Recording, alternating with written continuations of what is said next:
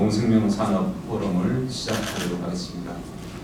저는 포럼의 차장을 맡게 된 전북대학교 주호정입니다. 바쁜 일정에도 소중한 시간을 내주신 분들께 감사드리고요.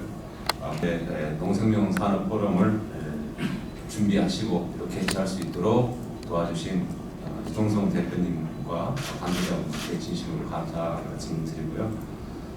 오늘 포럼의 주제는 포스트 코로나 스마트팜 발전과 전략이라는 주제를 가지고 진행하도록 하겠습니다.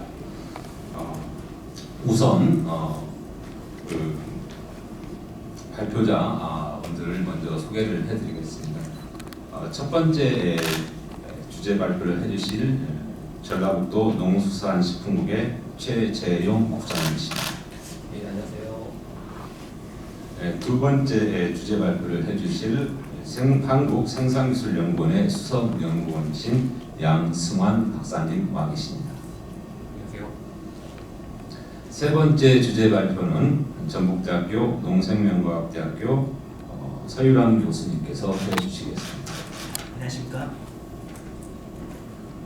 그 외에 이제 발표가 끝나고 나면 지정 토론을 해주실 지정 토론자분들을 모셨습니다. 전북대학교 최인영 교수님이십니다. 네, 반갑습니다. 원래는 광금준 농지청 스마트팜 개발 과장님께서 지정 토론자로 와주시기로 하셨었는데 장관님 방문에 의해서 어떤 일정 변경으로 인해서 실무적인 책임을 맡아 운영하고 계시는 홍영기 박사님 모셨습니다. 안녕하십니까? 전북연구원의 부연구위원이신 서환석 박사님 모셨습니다. 네, 안녕하십니까? 예, 안녕하세요. 저 전라북도 농축산식품을 담당하고 있는 최재용이라고 합니다. 오늘 이제 제가 맡게 된 주제는 스마트팜과 전북의 미래에 대한 내용이 되겠습니다. 내용 설명은 저희 전라북도가 농생명 산업을 위해서 어떤 큰 그림을 그리고 있고 또 그 가운데에서 스마트팜이 차지하는 위치, 그리고 또 우리가 스마트팜에 대해서 무엇을 할 것인지 또 여기서 고민해 봐야 될 점들을 나누어 가지고 설명을 좀 드리도록 하겠습니다. 아시아 스마트 농생명별리라고 표현을 하고 있습니다. 아시아 스마트 농생명별리가 무엇이냐? 저희가 이렇게 5가지로 정리를 하고 있습니다. 첫 번째는 좋은 이제 식품을 만들기 위해서는 무엇보다도 종자가 가장 필요하다. 두 번째, 이 종자를 제대로 좀 심기 위해서는 기계가 당연히 필요하겠죠. 우리는 그걸 농기계라고 부르고 있습니다. 세 번째는 그렇게 해서 심겨진 종자가 제대로 자라나기 위해서는 좋은 미생물이라는 바탕이 필요합니다. 네 번째는 이것을 갖다가 좋은 조건에서 생산성이 높은 또 안전한 조건에서 키울 수 있는 기술이 필요합니다. 이걸 첨단 농업이라고 표현하고 있습니다. 그렇게 해서 생산되고 확보된 농산물을 가지고 원료 농산물 그 자체로도 팔 수도 있고 또 그걸 가공해서 식품으로 또 의약품까지 할 수 있는 어떤 기반을 만들어가는 체계라고 보시면 맞습니다. 그래서 아시아 스마트 농생명 별리를 그래서 5가지의 작은 클러스터, 즉 종자, 농기계, 미생물, 첨단 농업 그리고 식품 이렇게 5가지 클러스터로 좀 표현을 좀 하고 있습니다. 그 각각에 대해서 조금만 더 알아보도록 하겠습니다. 먼저 종자 같은 경우는 이제 저희가 농진청에 있는 혁신도시를 중심으로 해서 특히 식량 분야, 원예 분야 쪽에서의 활발한 연구가 좀 이루어지고 있고 이러한 것들을 제대로 또 하기 위해서는 여러 가지 육종 방법 중에서 전통적인 육법 이외에도 또 방사선을 가지고 또 하는 육종, 방사선 육종이라고 부르고 있습니다만 이런 육종의 가장 좀 그 기술이 뒷받침되는 것이 바로 정읍입니다. 우리 방사선 과학 연구소를 중심으로 해서 방사선 육종 쪽에 상당히 많은 비중을 둬서 움직이고 있고 여기서 나오는 혁신도시의 연구 결과 또 우리 방사선 육종의 결과들을 또 우리 기업의 측면에서 활용하고 이걸 상품화시킬 수 있는 거점 공간이 되는 것이 바로 김제에 있는 민간 육종 연구단지가 되겠습니다. 저희는 이렇게 혁신도시를 중심으로 한 이 종자의 거점, 우리 정읍의 방사선 육종의 거점, 김제 민간 육종 연구단지를 일컬어서 종자 R&D 삼각 벨트라고 일단 표현을 좀 하고 있습니다. 농기계는 우리 농사를 편리하게 하는데 주 목적이 있습니다. 생산성을 높이는데 또 다른 목적이 좀 있습니다. 이렇게 이제 농기계를 하기 위한 밑바탕이 필요한데 저희 지역에는 다행스럽게 대형 농기계 즉 트랙터 이항기를 중심으로 해서 동양 농기계 LSM 트론이 저희 지역에 위치하고 있고 지역 내에 부속기라든지 여러 가지 농자재를 만들고 또 생산하는 기업들이 활발하게 활동을 좀 하고 있습니다. 그래서 어떤 진흥화시키고 또 어떤 기존에 우리가 가지고 있는 생산 현장에서의 농기계의 어떤 내구성 또 안정성을 높일 수 있는 그런 여러 가지 R&D를 기업과 함께 해 나가고 있습니다. 미생물과 관련돼서는 우리 전라북도가 둘째라고 하면 서럽습니다. 대한민국의 아마 모든 미생물들의 어떤 표본이 다 전라북도에 있다라고 보시면 맞습니다. 모든 연구자가 발견한 새로운 미생물 또 표준이 되는 미생물들이 정읍생명공학연구원에 위치하고 있고요. 그다음에 이제 농업 쪽에서의 농축산 미생물들의 거의 모든 것들은 우리 농진청에 보관이 되어 있습니다. 특히 최근에는 이제 지자체 차원에서 우리 순창을 중심으로 해서 우리 지역의 강점을 갖고 있는 식품 쪽에 발효 미생물 쪽에 미생물을 활발하게 보유를 하고 있고 이러한 어떤 미생물들의 어떤 거점 기반을 바탕으로 해서 이것들을 가지고 좋은 식품 또 건강한 식품 또 기능성 있는 식품들을 만들기 위한 여러 가지 기초 작업들을 현재 해 나가고 있습니다. 농업의 어떤 첨단화는 앞으로의 어떤 당연한 추세로 보여집니다. 특히 최근에는 이제 김제를 중심으로 해서 스마트팜 혁신밸리가 만들어졌고 오늘 논의의 주제가 될 것입니다. 또 최근에는 양식 쪽에서도 아쿠아 디지털 트윈이라고 해서 원예 농산물 쪽에 스마트팜이 있다고 하면 우리 민물고기를 중심으로 해서 아쿠아 디지털 트윈이라고 하는 수산 양식의 스마트팜이라고 보시면 맞습니다. 우리 고창의 고창의 제가 표현이 좀 어렵네요. 우리 고창에 수산기술연구소가 있고 완주에 내수면 양식을 중심으로 하는 민물고기 시험장이 있습니다. 그래서 우리 완주를 중심으로 해가지고 그 전라북도가 특히 수산 쪽 강점이 있는 내수면 양식에 대한 첨단화를 좀 시도를 하고 있습니다. 그 이름이 여기에 약간 적혀 있습니다만 아쿠아 디지털 트윈이다 이렇게 명명을 좀 하고 있습니다. 마지막으로 이제 이렇게 해서 만들어진 것들을 좋은 식품, 건강한 식품, 부가가치가 높은 식품으로 이제 만들어 팔고자 하는 것이고 그 핵심에 이제 국가 식품 클러스터가 익산에 위치하고 있고 어느 지역 못지않게 각 지역마다의 특성화된 식품을 가지고 작은 클러스터화를 추진을 하고 있습니다.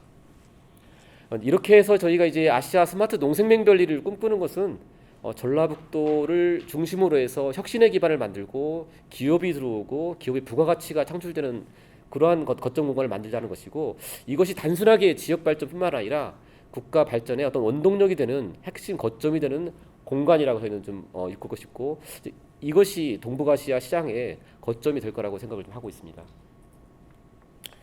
5가지의 클러스터에 대해서 말씀을 드렸고 이 5가지의 클러스터가 아시아 스마트 농생명별리의 구성 요소다라고 말씀을 드렸습니다. 그 5가지 클러스터 중에서 오늘 주제가 되고 있는 첨단 농업 클러스터입니다. 우리가 왜 첨단 농업을 해야 되는 것일까에 대해서 잠깐 좀 생각을 좀 해보겠습니다. 여기에 물론 답을 다 다뤄놨습니다. 저 왼쪽에 있는 것처럼 편리해야 됩니다. 이제 옛날처럼 쪼그려서 힘들게 밥 내고 해가지고는 젊은 인력들이 들어오질 않습니다. 이제 농사도 편해야 많은 인력들이 들어와서 농사에 참여할 수가 있습니다. 두 번째는 편리하긴 한데 생산성이 떨어지면 의미가 없습니다. 그래서 편리하면서도 더 많은 생산성을 확보하는 데 있어서의 우리 첨단 농업이 가야 될 방향이 있다고 생각합니다. 세 번째는 최근에 여러 가지 기후 변화의 징후들이 많이 나타나고 있습니다. 불과 얼마 전만 해도 정말 역대 보지 못했던 수해 피해가 났고 또 여러 가지 중국에서는 지금도 한 50일 동안 산사댐이 무너질 정도로 산사댐이 위험하다 할 정도로 계속해서 비가 내릴 정도로 기후 변화가 대단히 심각합니다. 이러한 어떤 기후 변화에 대응한 첨단 농업의 역할이 분명히 있다라고 좀 보고 있고 또 우리가 이제 그 전라북도의 농업 경영체를 봤을 때 65세 이상의 경영체가 전체 우리 농업 분야의 60% 이상을 차지하고 있습니다. 즉 앞으로 10년 후가 되면 우리 전라북도에 지금 농사 짓는 사람들의 딱 40%만 남아서 농사를 짓게 되는 것입니다. 그래서 지금 100명이 농사를 짓고 있다면 앞으로 10년 후가 되면 40명이서 지금 100명이 농사 짓는 역할을 해내 줘야 됩니다. 그 뒷받침을 첨단 농업이라고 하는 수단이 뒷받침되어야만 갈 수가 있는 상황이 되겠습니다. 첨단 농업을 그러면 무엇을 가지고 할 것이냐, 또 전라북도는 첨단 농업에 대한 어떤 내용들이 진행되고 있느냐. 맞습니다. 우리 첨단 농업에 관련된 키워드는 대동소이합니다. ICT, 데이터, 여기 사이언스, 과학이죠. 이러한 것들이 농업과 융합이 되면서 새로운 생산성, 새로운 어떤 효율성을 좀 만들어내고 있습니다. 그래서 오늘 주제가 된 맨 위쪽에 스마트팜 혁신밸리로부터 빅데이터 관련된 사업들, 수산 쪽 아쿠아시설 트인 이런 여러 가지 사업들이 현재 진행이 좀 되고 있고 또 만들어 나가고 있습니다. 이제 세 번째 주제로 들어갈까 싶습니다. 아시아 스마트 농생명밸리 구성하는 5가지의 클러스터에 대해서 말씀을 드렸고, 그 중에 첨단 농업에 대해서 이제 얘기를 하고자 했던 것이고, 그 첨단 농업 중에서도 가장 핵심이 되는 사업인 스마트팜 혁신밸리, 오늘의 주제와 가장 직접 관련된 내용이 되겠습니다. 저희가 이제 김제 백구에 농식품 인력 개발원이 있고, 여기에는 이제 JATC라고 그래가지고 전라북도 농업과 관련된 기술을 가르칠 수 있는 센터가 위치하고 있습니다. 여기는 지금 2년 전부터 시범 사업을 통해서 청년들을 좀 뽑았고, 그 청년들이 현재 많은 실습에 대한 그 내용을 교육받고 있습니다. 이런 어떤 이제 그동안에 가지고 갖추었던 인프라, 또 교육의 노하우, 이런 것들이 이제 밑바탕이 되어가지고 이제 재작년에 저희가 스마트팜 혁신밸리로 지정받을 수 있는 행운을 좀 누리게 되었습니다. 스마트팜 혁신밸리가 도대체 무엇이냐? 말 그대로 스마트팜에 대한 어떤 혁신을 추구하는 곳이라고 생각합니다. 그러나 조금 더 이제 쉬운 말로 말씀을 드리면 결국은 이제 가장 기본은 교육입니다. 그러면 누구를 대상으로 하는 것이냐? 가장 기본은 이제 청년 농업인을 양성하는 것이 가장 기본입니다. 그래서 이 청년 농업인을 일정 부분 뽑아서 그들에게 이론 교육, 또 지도화의 실습 교육, 자기주도화의 경영 실습, 또 이런 것들을 마치고 나면 임대팜 교육까지 여러 가지 그 프로그램에 의해서 교육을 진행할 계획입니다. 이렇게 이제 교육을 마치면 이 교육 과정이 20개월, 대략 2년이라는 교육 과정이 되겠는데, 이렇게 해서 마치게 되면 청년들은 자기주도하에 자기 자본을 가지고 자기 농지에 자기가 배운 스마트팜에 대한 농업을 시작하게 될 것입니다. 그러나 모든 청년들이 뭐 농지를 다 소유하고 있고 자기 시설을 갖춘다는 것이 현실적으로 어려움이 있기 때문에 최소한 한 3년 정도는 정부가 좀 저렴하게 임대를 해주고 거기서 약간의 자기 어떤 그 수익을 얻을 수 있는 그런 기회의 장을 베푸는 것이 바로 이 스마트팜 혁신밸리에 있는 임대형 스마트팜이 되겠습니다. 여기는 이제 매년 이제 최대 3년 동안 머물 수 있고 3인 1팀이 되어 가지고 온전한 자기 책임하에 이 임대료를 내고 또 여기서 거둬들인 농작물은 또 자기가 수입을 하고 정말 이제 본 농업을 시작할 때 어떤 쌈짓돈 역할을 할 수 있는 그런 어떤 공간이 되겠습니다. 이제 교육과 함께 스마트팜 혁신밸리의 두 번째 가장 큰 기능은 실증입니다. 그 뭐에 대한 실증이냐? 스마트팜에 들어가는 기자재와 여기를 운영하는 운영 프로그램에 대한 실증입니다. 즉 IT를 하시는 분들, 농기계를 하시는 분들은 굉장히 어떤 공학적으로, 과학적으로 뛰어나신 분들입니다. 그러나 이분들이 만들어낸 제품을 가지고 농사를 직접 잘 지을 수 있다는 것은 또 다른 문제입니다. 즉 농사를 짓는 기술이 있고 좋은 스마트팜 기술을 가지고 기계를 만들고 농사 짓는 프로그램을 만드는 이 두 가지의 전혀 다른 영역을 여기에서 함께 서비스 받을 수 있겠다는 겁니다. 즉 제가 예를 들면 뭐 온도 센서, 풍향계, 새로운 농작물 재배 운영 프로그램을 개발하게 되면 이 스마트팜 혁신밸리에서 그것을 실제 농작물을 키우면서 검증을 해주고 이거의 어떤 효용성을, 이거의 어떤 다른 부품, 기존 부품과의 어떤 교환성 이런 것들을 평가하고 또 안내하는 역할을 여기서 해주게 됩니다. 물론 그에 따른 비용을 충분히 받을 겁니다. 이제 이런 것들을 통해서 이 스마트팜과 관련된 청년뿐만 아니라 스마트팜과 관련된 기자재 산업을 육성하는 것이 목적이다 생각합니다. 저희가 이제 네덜란드도 보면 사실은 네덜란드가 파프리카라든지 뭐 튤립 여러 가지 농산물을 팔아서도 많은 소득을 올리고 있습니다만 가장 부가가치가 많은 영역은 그래도 이런 농자재와 운영 프로그램, 유지 보수 이런 인력들이라고 생각합니다. 그래서 저희도 자꾸 이게 한국형 스마트팜을 가고자 하는 이유도 단순하게 농산물을 파는 것뿐만 아니라 이 농산물을 팔아먹는, 농산물을 만들 수 있는 기술, 농산물을 만들어내는 어떤 생산 시설을 팔므로써 보다 많은 부가가치를 올리자고 하는 뜻이 담겨 있고, 이제 그에 필요한 어떤 실증 부분을 이 스마트팜에서 서비스 해주고자 하는 것입니다. 작은 또 하나의 목적은 이제 저희가 스마트팜 생각하면 좋은 공학적 기술만 가지고 있으면 뭐 스마트팜은 쉽게 할 수 있다라고 생각합니다만 스마트팜이 제대로 이렇게 작동할 수 있기 위해서는 스마트팜에 맞는 또 스마트팜 안에서 생산의 효율성을 낼 수 있는 그런 품종들이 또 맞춤형으로 개발이 되어야 됩니다. 즉 우리가 뭐 흔히 알고 있기에 토마토 같은 경우도 뭐 보통 보면 우리 뭐 어깨 높이 정도에서의 자라는 것이 우리 전통적인 토마토였다면 이 스마트팜에서의 자라는 스마트팜은 굉장히 어떤 넝쿨 그 자체의 토마토 자체의 본래의 어떤 넝쿨성을 좀 활용해 가지고 길게 해서 연중 생산할 수 있는 기간을 수확할 수 있는 기간을 늘릴 수 있는 그런 품종을 현재 육성을 좀 하고 있습니다. 즉 스마트팜에 맞는 어떤 새로운 종자 또 기존의 종자는 이미 어느 정도 많이 세팅이 되어 있기 때문에 이 스마트팜을 통해서 새로운 부가가치를 얻을 수 있는 새로운 품종 또 그 품종에 맞는 재배 기술 이런 것들을 이 시증단지에서 연구하고 메뉴를 만들어내는 그런 기능을 하게 될 겁니다. 이제 스마트팜이 어떤 기능을 하는지에 대해서 좀 말씀을 드렸고, 그러면 그렇게 교육과 실증 이런 두 가지의 큰 기능을 하는 스마트팜 혁신밸리가 현재 어떤 상황에 있는지에 대해서 그 추진 내용에 대해서 설명을 간략히 드리도록 하겠습니다. 이건 이제 스마트팜 혁신밸리에 대한 저희들의 조감도이고요. 보시면 굉장히 어떤 뭐라고 합니까? 그 좀 자연스러움 속에 첨단 농업과 기술이 들어가는 그런 어떤 그 입지적인 그 배치를 좀 했고 또 그에 따른 여러 가지 그 비용들을 좀 지불을 하고 이렇게 좀 약간 자연과 어울리는 그 첨단 스마트팜 교육장을 좀 만들게 되었습니다.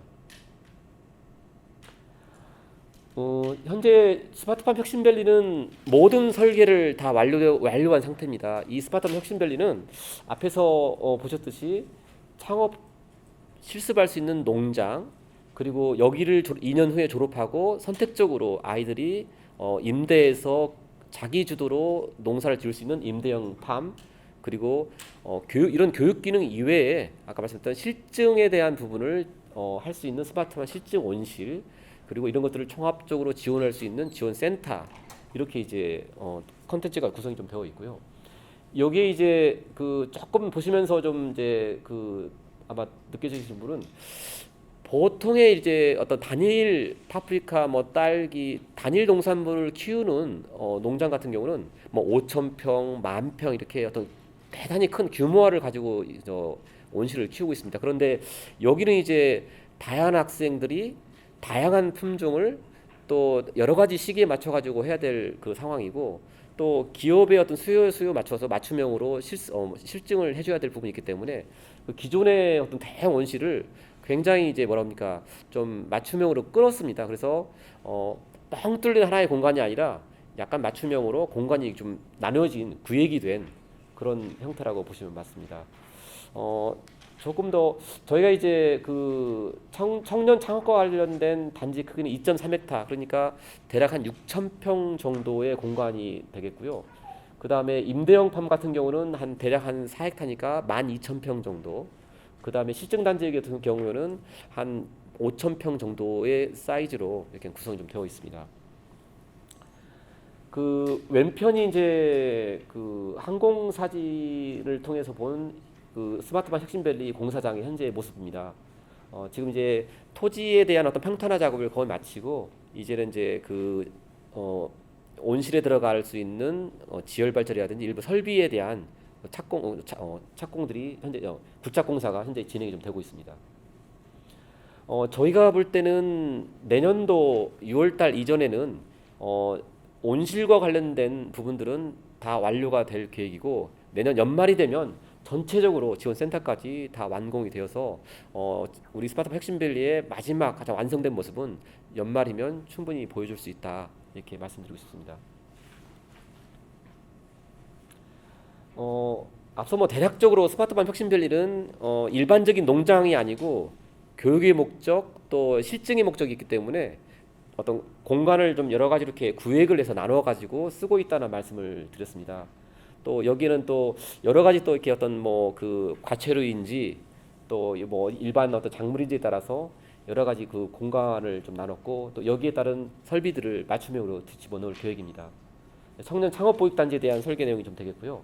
이거는 이제 우리 임대형 이거는 이제 앞서서 그 아이들이 이제 교육할 때는 조금 적은 공간 한 200평, 300평 공간에서 서너 명이서 너댓 명이서 이제 실습을 하게 되고 이제 이렇게 단계 올라갈수록 조금 더 넓은 공간을 조금 더 자기 주도하에 자기 책임하에 이제 농사를 짓는 법을 교육받고 실습하는 쪽으로 이렇게 설계가 좀 되어 있습니다.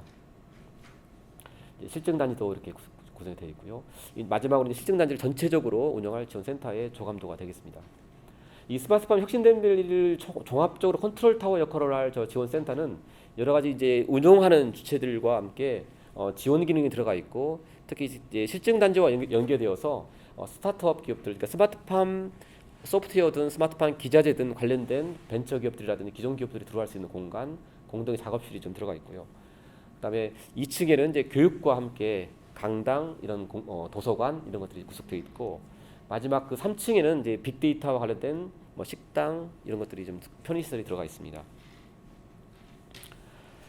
이제 마무리를 해야 될 상황입니다. 이제 전라북도가 아시아 스마트 농생밸리를 그림을 그렸고 여기는 이제 5가지의 종자부터 식품까지의 클러스로 구성이 되었다는 말씀드렸고 오늘 주제는 그 아시아 스마트 농생밸리의 5가지 하나의 주제인 첨단 농업 클러스터 또 그 중에서도 원해 쪽의 스마트팜 혁신밸리에 대해서 말씀을 드렸는데 과연 무엇을 고민해야 될지에 대해서 여러분과 함께 제가 화두를 좀 던지고자 합니다. 청년에게 좀 묻고 싶습니다. 너는 도대체 어디를 택해서 어떤 기관을 통해서 너는 농사를 짓고 싶냐라고 물었을 때 보시면 왼쪽에 옆에 있는 한국농수산대학 우리 오늘 말씀드렸던 스마트팜 혁신밸리가 있는 스마트팜 농업 교육센터 이거는 이제 2년 내지 1년짜리의 정규 교육 과정이라고 보시면 맞고요. 오른편에 있는 청년 창업농가 후계 농업인은 이거는 이제 교육 기능이라기보다는 그런 어떤 그 자격 인증을 통해서 그 청년 농부로서의 최소한의 어떤 그 지원을 받으면서 농사를 짓는 그런 자격 부여라고 보시면 맞고 그저도도 어렵다 하면 이제 귀농인으로서의 어떤 이제 역할을 통해서 농사를 지을 수가 있습니다. 그래서 내가 이제 어떤 정상적인 학위도 받고 싶고 농사도 짓고 싶다 하면 한국 농수산대학을 가는 것이 맞겠고요.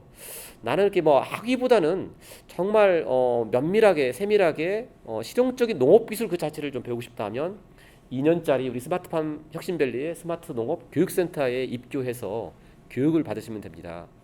그런데 이렇게 2년이라는 3년이라는 교육 과정을 다 거치기에는 너무나 시간이 많이 들고 우선 당장 나는 뭔가를 좀 해야겠다 이렇게 생각하는 청년이라고 하면 지금 정부가 39세 미만에 대해서는 청년 창업농이라고 하는 지정제도를 통해서 이 청년 창업농이 지정이 되면 80만 원부터 100만 원까지 3년 동안 매달 지원을 통해 가지고 최소한 농사를 지음에 있어서의 어떤 최소한의 생계 보존을 해주면서 농사에 전념할 수 있고 또 이 지정과 동시에 정부가 아주 저렴하게 융자를 통해서 최소한의 기반을 마련할 수 있는 제도를 좀 운영하고 있습니다. 그래서 청년 창업농 또 전통적으로 이제 약간의 부모 자산이라든지 내 자산이 있을 때에 할 수 있는 전통적인 후계농 이런 지정을 통해서 정부 지원을 좀 받을 수가 있겠고요.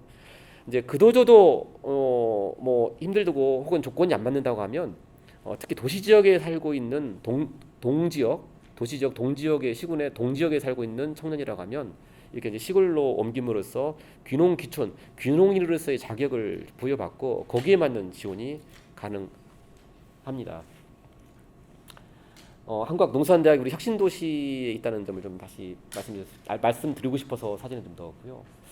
두 번째는 스마트팜 혁신밸리, 뭐 스마트팜 노후 교육센터가 도대체 누구를 위한 기관이냐, 누구를 위한 기능이냐, 이거에 대한 고민이 필요합니다. 왜냐하면 그래야 스마트팜 혁신밸리가 무엇을 할 수 있는지에 대한 답을 얻을 수 있기 때문입니다.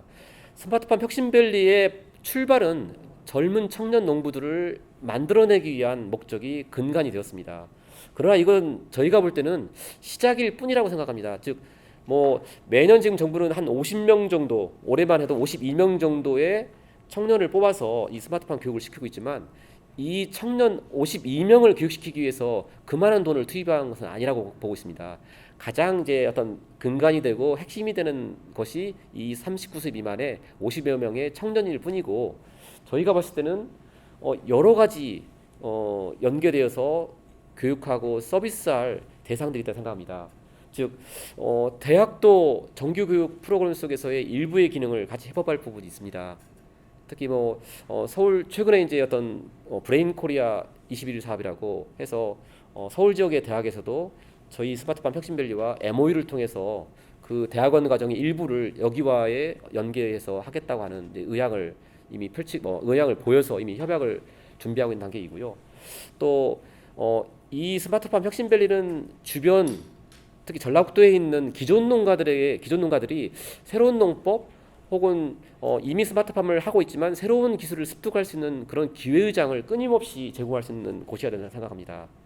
또 저희 전라북도에는 온실 중에서 일반적인 온실보다도 이 첨단 스마트팜 온실이 전국의 22% 이상을 차지하고 있습니다. 즉 여기에 종사하는 팀장급, 관리자급 인력에 대한 양성 교육이 필요합니다. 이제 그런 부분에 대한 역할을 해줘야 된다는 생각하고 있고, 또 시군 농업기술센터, 때로는 우리 농진청하고도 연계되어서 이 농진청의 농업기술사분들도 저희 이 기관에 와서 또 현장의 어떤 교육 방식이라든지 교육 내용들을 청취하고 담아가고 계십니다. 이제 마지막으로 이제 아까 스마트팜이라는 것이 단순하게 어떤 농사와 관련된 것뿐만 아니라 스마트팜 관련된 연관 산업을 말씀을 드렸고, 그것이 스마트팜 기자재, 스마트팜 소프트웨어라고 말씀을 드렸고, 이제 그러한 근로자들이 그 연구자들이 여기 와서 스마트팜에 대한 어떤 현장의 모습을 보고 또 뭔가의 어떤 영감을 얻을 수 있는 기회의 장을 제공할 수 있다고 생각합니다. 세 번째는 이제 이 스마트팜 혁신밸리의 어떤 확장이라고 생각합니다. 지금의 이제 스마트팜 혁신밸리는 뭐 교육하고 기업의 농자재 소프트웨어 운영 프로그램을 갖다가 실증해주는 두 가지의 근본 목적을 갖고 탄생했다고 말씀을 드렸습니다만, 이제 이거는 이제 아까 말씀드린 출발일 뿐이고 여기서 계속 가지를 쳐야 된다고 생각합니다. 그래서 저희가 이제 한 4년 전부터 농생명 소프트웨어 융합 클러스를 통해서 이 스마트팜 기자재와 관련된 기업들, 운영 프로그램을 만드는 기업들이 한 180여 개가 만들어졌고, 이것이 올해부터 2단계 사업이 현재 진행이 되고 있습니다. 두 번째는 최근에 정부가 이제 그 AI가 되기 위해서는 많은 데이터가 필요하고, 그걸 흔히들 빅데이터라고 부르고 있습니다. 그런데 이 빅데이터는 뭐 기존 데이터를 단순하게 짜집기 하고 모으는 것이 아니고, 어쩌면 지금 상황에서는 제로 베이스에서 새롭게 데이터를 확보해야 될 상황이 되고 있는데, 그게 요즘 얘기하는 학습용 데이터입니다. 그러니까 사람이 이제 이렇게 성인이 되기 위해서는 많은 교육 과정을 통해서 지식을 쌓고 그 지식을 쌓을 때만이 어떤 제대로 된 성인이 될 수 있는 것처럼, 이 AI 컴퓨터도 뭐 큰 백스 컴퓨터가 있다고 그래서 이것이 AI 빅데이터 되는 것이 아니고 많은 자료를 입력을 해줘야 됩니다. 그래서 제가 이제 그 데이터 하시는 분들의 의견을 들어보니까 최소한 한 5만에서 6만 개 정도의 데이터가 있어야 이 컴퓨터가 제가 A로구나, 제가 물고기로구나, 제가 닭이구나라고 하는 어떤 판단을 한다고 그럽니다. 그래서 우리가 어떤 AI, 뭐 빅데이터 얘기합니다만 이렇게 AI 빅데이터로 가기 위해서는 많은 데이터 축적이 필요하고 이제 그런 쪽과의 연관이 우리 스마트팜도 분명히 맺어져야 된다 생각을 하고 같이 한번 연구를 하고 있습니다. 이제 네 번째는 사실은 이제 김제 백구의 스마트팜 혁신밸리에 어떤 거점 공간을 세우면서 주민과의 참 많은 갈등도 있었습니다. 이 스마트팜이 농촌의 경관을 또 농촌의 어떤 환경을 망친다.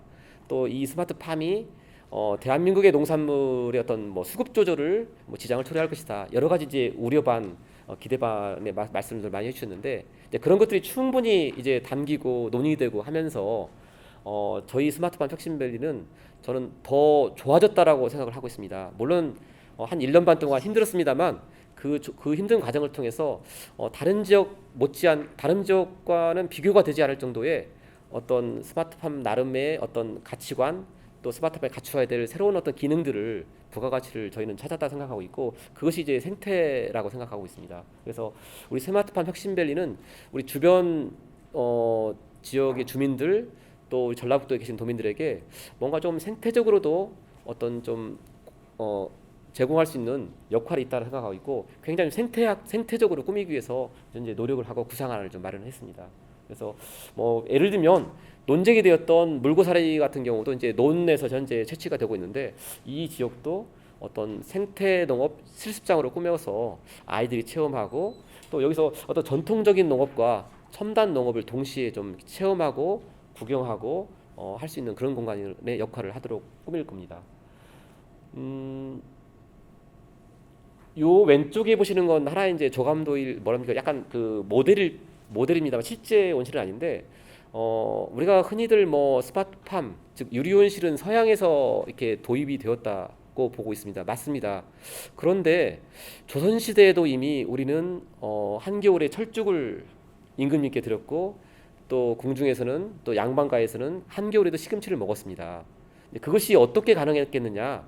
저 보시는 것처럼 저렇게 우리의 어떤 한지, 우리의 온돌 이런 것들을 활용해 가지고 햇빛을 활용했고 또 그 집안에서 지금의 온실과 똑같이 그때도 시금치를 먹었고 철쭉꽃을 피워냈습니다. 그래서 저는 이제 이 최첨단의 공간이 스마트팜 혁신밸리에 가장 우리 것인 우리의 전통 온실을 보여줌으로써 좀 대한민국의 어떤 자긍심, 역사적 자존심을 이 공간에서 좀 가져갈 수 있도록 그렇게 함께 꾸며나갈 꿈을 좀 꾸고 있습니다.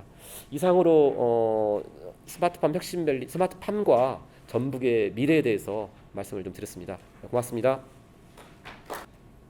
안녕하십니까. 저는 한국생산기술연구원의 양승환 수석연구원이라고 합니다. 제가 오늘 발표할 제목은 김제시 스마트팜과 제초로봇 산업화에 대한 내용이고요. 현재 저희 기관은 김제시 내에 소재하고 있는 농기계 관련 연구소입니다. 그리고 지금 김제시와 협업하에 제초로봇이라는 이제 어떤 새로운 스마트팜 관련된 로봇을 기획을 하고 있는데 그 내용과 연관돼서 그동안 해왔던 연구 사례 중심으로 해서 오늘의 발표를 진행해 보도록 하겠습니다. 네, 목차는 이와 같고요.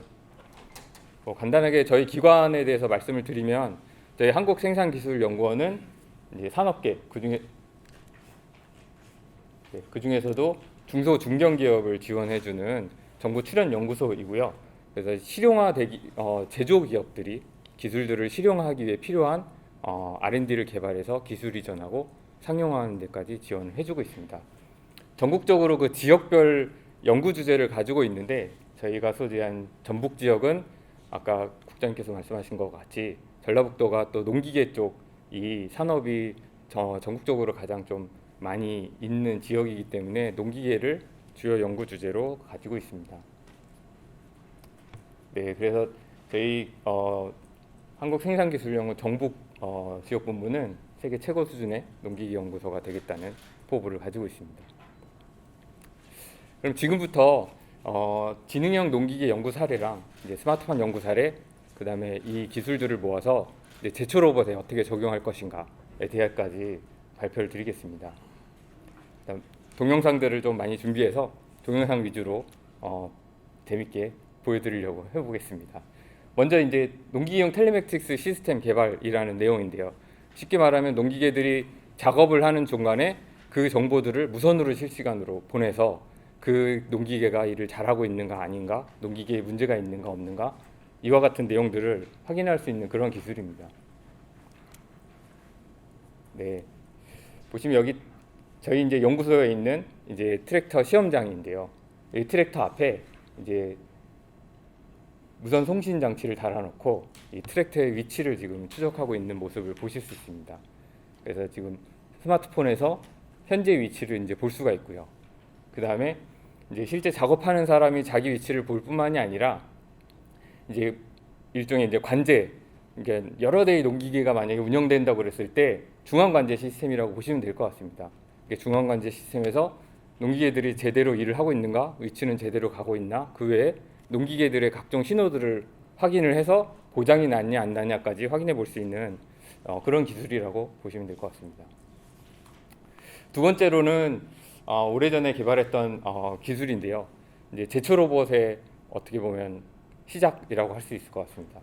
이제 방제 로봇인데요. 방제 로봇은 이제 뭐 병해충을 예방하기 위해서 약을 치는 그런 로봇인데, 초창기에는 이제 로봇의 형태로 비슷하게 만들기 위해서 이런 컨셉으로 시도를 했었습니다. 팔쪽 로봇이라고 불렀는데 다리가 8개이기 때문에 상체와 하체로 나눠서 한 번씩 몸을 들어 올린 다음에 이제 이동을 하게 되는 그런 구조입니다.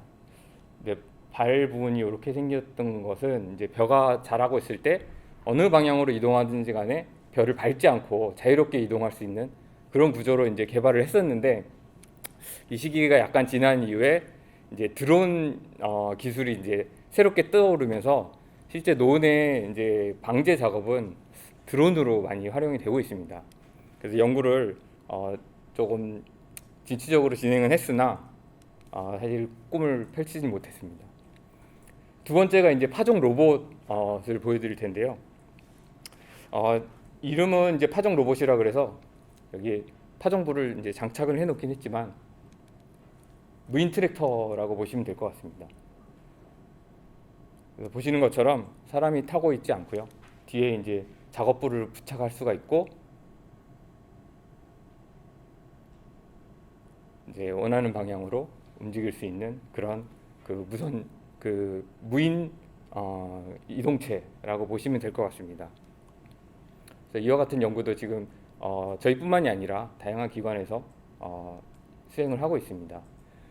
이제 농기계라고 하면 저렇게 무인으로 이동되는 것뿐만이 아니라 실제 작업을 해야 되는데, 실제 작업을 할 때 이 사례는 이제 마늘을 심는 농기계에 부착되는 장비입니다. 아까 보신 것과 같은 트랙터에 부착하게 되는데, 실제 로봇에 장착하기 위해서는 기존의 방식하고는 좀 다르게 전자 제어라든가 이제 조금 고성능을 필요로 하는 그런 작업부가 필요해서 보시는 것 같은 세 가지 기술로 연구를 했었고요. 뭐 동시에 보시면 이제 첫 번째 거는 출력 신호가 들어갈 때 마늘을 하나씩 떨어뜨려주는 그런 장비이고요. 그다음에 두 번째 여기 보시는 거는 이제 롤러가 돌아가면서 마늘을 하나씩 집어서 이제 파종을 하는 그런 기술이고, 세 번째 기술은 여기에 이제 공기 흡입기가 달려 있어서 마늘을 하나씩 흡착해서 붙여가지고 파종하는 기술입니다. 보시는 것처럼 속도는 굉장히 낮지만 정밀하고요. 갈수록 파종 속도가 굉장히 빨라지는 것을 볼 수가 있습니다. 이런 기술들이 이제 로봇이 되면 로봇의 작업부로 붙일 수 있을 것이라고 판단이 되고요. 그 다음에 기술은 이제 농작업을 하기 위해서는 기계가 식물을 인식을 해야 되는데, 그런 어떤 기초적인 연구 결과라고 보시면 될 것 같습니다. 이제 실험용 농지에 저희 상추를 좀 심어놨고요.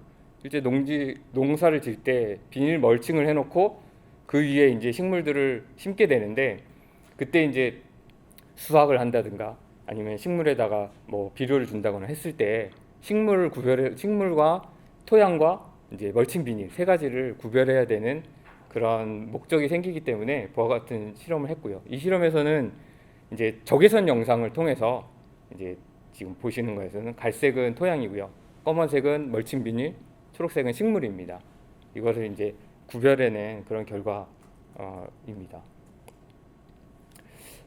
이제부터 이 기술은 이제 그 드론에 적용하려고 했었던 기술이었고요. 실제 연구는 잘 돼서 이제 적용이 돼 있고요. 제일 첫 번째 보셨던 트랙터에 부착했던 기술하고 동일한 기술이 적용되어 있습니다. 그래서 실제 방제 드론을 했을 때 뭐 몇 가지 있는 그 이슈들이 실제 방제를 작업하는 작업자랑 그 농민이랑 제조사랑 사이에 어떤 커뮤니케이션이 존재할 수 없는 그런 산업 구조가 있었습니다. 실제 이게 기계를 조종하는 조종사는 이제 드론을 잘 조종한다고 해도 농민은 뭔가 이게 드론이 농약을 안 뿌린 내 논이 있는 것 같은 생각이 들고, 실제 동영상을 보시면 자, 소리가 나네요. 이제 요거는 이제 테스트용 드론이긴 하지만 실제 방제용 드론도 한 50에서 80m 정도가 떨어지면 잘 보이지 않아요. 그래서 실제로 꼼꼼하게 방제를 했는지 안 했는지에 대해서 알 수가 없기 때문에 그거를 이제 위치를 서버로 보내서 핸드폰으로 실시간 표시할 수 있는 기술을 도입을 해서 실제 조종사랑 농민하고 그다음에 제조사가 동시에 이 상황을 모니터링 할 수가 있습니다. 그러므로 인해서 진짜 방제가 잘 됐다라는 거에 대한 서로 이제 공감대를 형성할 수 있고 신뢰가 쌓임으로 인해서 이제 방제 드론 시장이 더 활성화될 수 있을 거다라는 그런 목표를 가지고 본 연구를 진행한 사례입니다. 실제 드론을 조종하고 있는 사람은 여기 있는 이 연구원이고요. 이쪽에서 드론을 모니터링하고 있는 이 연구원은 이제 원격에서 실시간으로 위치를 공유하고 있는 사례를, 그다음 보여드릴 부분은 이제 인공지능 딥러닝 기술을 이용해서 이제 전선을 이용하는 기술입니다. 앞서 발표드렸었던 이제 방제 드론에서 현재 우리나라 논에 가보시면 전선들이 굉장히 많은 걸 볼 수 있는데 그게 이제 방제 드론 작업할 때 사고의 제일 큰 위험 중에 하나가 됩니다. 근데 전선이 굉장히 얇기 때문에 기존의 센서들로는 인식하기가 좀 어려운 문제가 있었고요. 그래서 저희 연구팀에서는 인공지능 딥러닝 기술을 이용해서 전선을 인식한 기술을 개발을 했고요. 이제 실예를 하나 보여드리는 것은 이제 드론에 말씀드린 그 기술을 탑재한 드론을 이제 이륙할 때부터 실제 전선을 인식할 때까지에 대한 실제 예를 보여드리려고 하는 것입니다. 지금 보시는 화면은 이제 드론이 보고 있는 입장이라고 보시면 될 것 같고요. 그럼 다 같이 이제 드론을 타고 이제 비행을 하게 된다고 생각하시면 될 것 같습니다. 그래서 작업을 이제 준비를 한 거고요. 잠깐 뭐 동영상을 같이 보셔도 좋을 것 같습니다. 네, 드론이 이제 비행을 했고 지금 실험이기 때문에 이제 실제 방제 작업은 하지 않았고요. 이제 전선을 찾아서 날아갈 예정입니다. 네, 하늘에서 보시는 논의 모양은 이와 같습니다. 네, 이제 전선이 이제 나타났고요. 멀리 떨어져 있을 경우는 아직 좀 감지를 할 수가 없고요. 지금 저희가 개발한 결과는 한 6m 정도 가까이 접근했을 때부터 전선을 인식하기 시작합니다. 그래서 지금 빨간색 네모 안이 이제 드론이 직진 비행을 했을 때 뭔가 사물이 있을 때 부딪히는 영역이고요. 그 안에 파란색 점으로 이제 네모로 인식되는 부분들이 이제 전선입니다. 그래서 지금 전선을 이제 성공적으로 인식하고 있는 모습을 보시고 있습니다. 그래서 이 기술을 지금 익산에 있는 이제 메타 로보틱스라는 업체랑 같이 공동으로 개발을 해서 지금 상용하기 막바지 준비를 하고 있습니다. 네, 지금부터는 이제 스마트팜, 다시 말하면 이제 온실과 관련된 이제 스마트팜 기술에 대해서 말씀드리겠습니다. 뭐 IoT, ICT 얘기를 많이 하는데 이제 IoT의 가장 어떻게 보면 핵심 기술은 기존의 인터넷 설비가 없는 환경에서 기계 자체가 인터넷과 연결을 해서 이제 계측 결과를 보낸다거나 이제 제어를 수행할 수 있는 그런 기술이라고 볼 수 있는데요. 저희가 현실적으로 가장 가능성 있게 접근한 방식은 시스템 안에 이제 핸드폰을 하나 넣어서 이 핸드폰이 이제 서버랑 무선으로 통신하게 해주는 그런 방식입니다. 지금 우리나라 같은 경우는 통신 인프라가 굉장히 좋기 때문에 시골이나 오지, 산중에 가도 이제 핸드폰 잘 터지고요. 그 기술을 이용해서 이제 이런 시스템을 오지에 있는 온실에다가 놔도 이제 농민이 자기 핸드폰으로 모니터링을 한다거나 창문을 열고 닫거나 물을 주거나 하는 작업들을 가능하게 해주는 그런 기술이라고 보시면 될 것 같습니다. 그래서 장치 안에 이제 스마트폰이 이제 들어 있고요. 간단히 작동되는 것까지만 한번 같이 보도록 하겠습니다. 그래서 보시는 것처럼 이제 온도 값들이 농민 스마트폰에서 확인하실 수가 있고요. 네. 그다음에 이제 간단한 제어입니다. 그래서 제어 등이 1, 2, 3번이라고 보시면 될 것 같고요. 제어 A를 켰을 때 1번 등이 켜지는 것을 보실 수가 있고요. 네. 그다음에 2번 제어를 켰을 때 2번 등이 켜지는 것을 보실 수가 있습니다. 이건 간단한 예이고 여기다가 창 개폐라든가 관수 모타라든가 난방기라든가 이런 걸 연결하게 되면 오지에 있는 단동 온실에서도 스마트팜 구현이 가능하다라고 기대를 해볼 수가 있습니다. 이 기술을 응용해서 지금 화성시 농업기술센터 쪽에 포도 농가에 지금 56개의 농가에 이 기술을 설치를 했고요. 보시는 것처럼 이제 그 농가의 중앙 관제를 실시할 수 있었습니다. 그래서 어떻게 보면은 기술센터나 아니면 기술원 같은 입장에서는 자기가 관리하고 있는 농장들을 실시간으로 모니터링해서 혹시라도 농민이 뭔가 깜빡하고 잘못하고 있는 부분까지도 이제 알람을 통해서 확인한 다음에 조치를 취해줄 수 있는 그런 부분까지 구현을 할 수 있다라고 보시면 될 것 같습니다. 그 다음은 이제 온실 안에서 쓰이는 작업관리 시스템과 이송 로봇에 대한 부분인데요. 실제 온실이 한 3,000평 정도를 넘어가기 시작하면 작업 인부가 한 7, 8명에서 많게는 10명, 15명까지 가고요. 많이 고용하는 농장에서는 20명이 넘어가는 경우도 많이 있습니다. 이럴 때는 이제 공장과 비슷하게 작업 인력을 얼마나 효율적으로 관리하느냐에 따라서 농가의 수익이 크게 바뀌게 되는데요. 그걸 위해서 작업 관리자가 이제 작업자가 어떤 작업을 어디에서 얼마큼 했는가, 언제 했는가에 대한 정보를 수집하는 게 중요한 일이 될 수 있습니다. 그래서 이와 같은 기술을 구현한 예이고요. 여기에 추가적으로 이송 로봇이라는 것을 개발을 해서 그 기술과 융합을 했습니다. 그 융합한 사례를 보여드리겠습니다.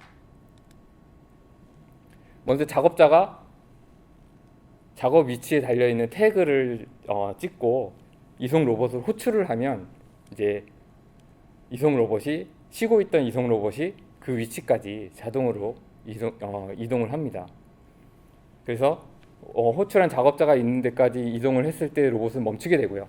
작업자는 이제 이 기계를 내가 쓰겠다라는 표시로 내 핸드폰을 이 로봇에다가 거치를 합니다. 뭐 충전할 때 익숙하게 활용하시는 방식 중에 하나죠. 이렇게 되면 이 로봇은 내가 쓴다라는 신호가 전달이 되고요. 로봇이 작업기 안으로 들어갈 때 그 바닥에 있는 태그를 인식을 해서 이 작업 라인에 들어갔다는 걸 인식하게 되고 나올 때 나온다는 걸 인식하게 됩니다. 결과적으로 어떤 작업자가 어디서 언제까지 작업했는지에 대한 정보가 작업자는 사실 핸드폰을 넣는 일밖에 하지 않았지만 다 기록이 되기 때문에 관리자는 이제 효율적으로 농장을 운영할 수 있는 그런 기술이라고 보실 수 있을 것 같습니다. 또 하나는 이제 요즘 많이 활용하고 있는 인공지능 딥러닝 기술을 이용해서 토마토의 습도를 인식하는 기술에 대해서 연구를 해본 예이고요. 이제 보시는 것처럼 이제 빨간색이 있고요, 아주 초록색이 있고 아주 빨간색이 있고 중간에 여러 단계의 이제 토마토가 있는데 이 토마토는 빨갛게 익어가는 단계에 따라서 유통기간이 이제 많이 바뀐다고 합니다. 그래서 초록색 토마토도 따서 이제 잘 놔두면 빨갛게 변해서 먹을 수가 있고요. 보시는 것처럼 이제 색깔별로 이제 기계가 어떤 색깔인지 인식을 할 수 있는 그런 기술이고요. 이렇게 함으로 인해서 색깔별로 구별을 한다면은 이제 유통기간을 초록색 같은 경우는 뭐 한 달, 빨간색 아주 빨간색은 이제 일주일 안에 먹어야 된다. 뭐 이런 기준을 삼아서 분류를 할 수 있는 기술이라고 보시면 될 것 같습니다. 이 기술은 아까 보여드렸던 IoT 센서를 센서부를 이제 무선으로 개선한 그런 연구라고 보시면 됩니다. 마지막으로 이제 이와 같은 기술들을 종합해서 제초 로봇을 만든다고 했을 때 이제 어떤 결정들을 해야 되고 어떤 문제점들을 극복해야 되느냐에 대해서 말씀을 드리려고 합니다. 먼저 제초 로봇은 이제 잡초를 뽑는 로봇인데요. 그러면 첫 번째로 결정해야 될 사항은 이제 잡초를 이제 인식을 해야 됩니다. 여기 보시는 여기 이제 콩 농지에 잡초가 무성하게 나온 예인데요. 이제 콩에 보시는 것처럼 이제 콩과 잡초가 구별되지 않을 만큼 잡초가 많이 나 있습니다. 먼저 이제 잡초를 제거하려면 작물은 뭐고 잡초는 뭔지 이거에 대해서 인식을 해야 되는데 그걸 위한 이제 센서 기술들이 이제 활용되게 되고요. 최근에 뎁스 카메라라든가 스테레오 카메라 같은 기술들을 활용해서 성공한 예들이 많이 발표되고 있습니다. 그러면 그 다음에는 그 농지에서 이동을 해야 되는 이동 플랫폼을 개발할 수 있어야 되는데 이제 보시는 것처럼 이제 많은 나라와 연구소들이 그와 같은 기능을 하기 위한 이송 로봇에 대한 개발들을 실제 수행하고 있고 많이 결과들을 내놓고 있습니다. 여기서 결정을 해야 될 사항들은 이제 두 가지 선택으로 제가 나눠봤는데요. 하나는 이제 작물과 작물이 이렇게 있을 때 이랑과 고랑이라고 하는데요. 하나는 고랑과 고랑에 바퀴를 걸쳐놓고 이동을 할 거냐. 그럴 경우는 이제 기계가 이제 커지게 되고요. 기계 밑에 작물이 들어가야 되기 때문에 작물이 높아지게 되면 기계도 같이 높아져야 되는 문제가 발생합니다. 두 번째는 그러면 고랑 안으로만 이동할 수 있는 로봇을 개발할 거냐 했을 경우에 고랑은 사실 좁기 때문에 로봇이 굉장히 작은 로봇이 만들어져야 됩니다. 그런 고려 때문에 이렇게 큰 로봇이 있고요. 이렇게 작은 로봇이 있고 둘 중에 하나로 연구 개발이 진행되고 있습니다. 그래서 우리도 실제 제초 로봇을 개발한다고 했을 때 두 가지 방식 중에 하나를 선택을 해야 되고요. 그다음에 자율주행하기 위해서는 이제 그 작물과 작물 사이를 어떻게 인식해서 갈 거냐라는 기술에 대한 연구가 필요하고 이는 이제 영상 인식하고 GPS 기술을 기반으로 해서 이제 현재로도 많이 구현이 되고 있습니다. 세 번째 핵심 기술은 이제 잡초를 다 인식했고 로봇이 이제 주행까지 할 수가 있다. 그 다음에는 이제 잡초를 뽑아야 되는데 잡초를 뽑는 방식도 되게 여러 가지 방식이 있습니다. 첫 번째 선택은 이제 잡초를 뽑을 것이냐, 아니면은 작물만 남겨놓을 것이냐, 요거를 선택할 수가 있는데요. 아까 인식하는 것처럼 잡초를 인식해서 잡초를 제거하게 되면 첫 번째 방식이 되는 거고요. 작물을 인식한 다음에 작물 이외의 나머지 것들을 다 제거한다 그러면 두 번째 방식이 됩니다. 그래서 현재 두 가지 방식으로 다 연구소들이 고민을 하고 있고요. 두 번째는 그럼 잡초를 어떻게 제거할 거냐, 자를 거냐, 파쇄할 거냐, 아니면 불에 태워서 죽일 거냐, 아니면 기존의 제초제를 약을 치는 것처럼 잡초만 인식해서 잡초에다가 제초제 약을 뿌릴 거냐, 이 방법을 결정을 해야 됩니다. 마지막 방법은 잡초들이 또 생명력이 질기기 때문에 단순히 잘라가지고 그 자리에 놓으면 다시 뿌리가 나서 잡초가 다시 살아나는 잡초들도 많이 있고요. 잡초의 어떤 기본적인 특징이라고 할 수 있겠죠. 그렇기 때문에 잡초를 잘라서 버릴 거냐, 수거할 거냐, 잘라낸 잡초를 아예 갈게 파쇄할 거냐, 여기까지도 같이 고민을 해야 되는 부분입니다. 마지막으로 제초 로봇을 산업화한 사례를 전 세계적으로 검색을 해서 그래도 완성도 높은 로봇을 만드는 사례를 제가 확인을 해서 보여드리려고 합니다. 이제 프랑스에 있는 업체에서 성공한 기술인데요. 방금 말씀드렸던 기술들이 축약돼 있습니다. 이 가운데 있는 로봇에 대한 사례를 이제 보여드리겠습니다. 말씀드린 부분 가운데 이 로봇은 고랑과 고랑에 발을 걸쳐놓고 있는 좀 큰 형태의 이동체를 선택을 했고요. 그래서 그 밑에 작업부 작물을 로봇 밑에 놓고 작업을 하게 됩니다. 그래서 보시는 것처럼 잡초를 제거하는 방식은 이제 흙까지 파헤쳐서 잡초를 이제 뿌리채 뽑아내는 그런 방식을 적용을 했습니다. 그다음에 한 고랑에서 다음 고랑으로 이동하는 방식에 대한 것을 이제 보여진 사례라고 보시면 되고요.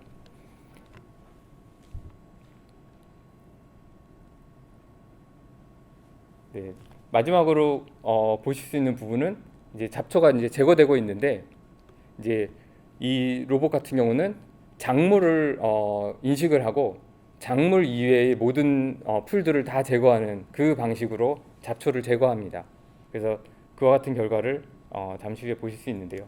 네, 보시는 것처럼 인공지능 딥러닝 기술을 이용해서 작물을 인식을 했고요.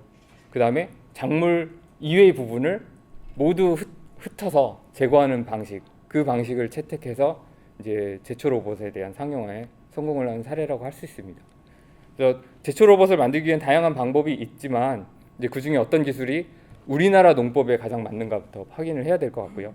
그 다음에 이제 그거를 실제로 구현할 그런 기술까지 개발하는 게 이제 저희 연구소가 진행하고 지금 김제시와 협업하에 진행하려고 하는 이제 스마트팜 연구개발 방향입니다. 네, 여기까지 발표를 마치겠습니다. 안녕하십니까. 저는 전북대학교 지역건설공학과의 서일환이라고 합니다. 오늘 제가 발표드린 내용은 전북 스마트팜의 미래와 발전 전략에 대한 부분입니다.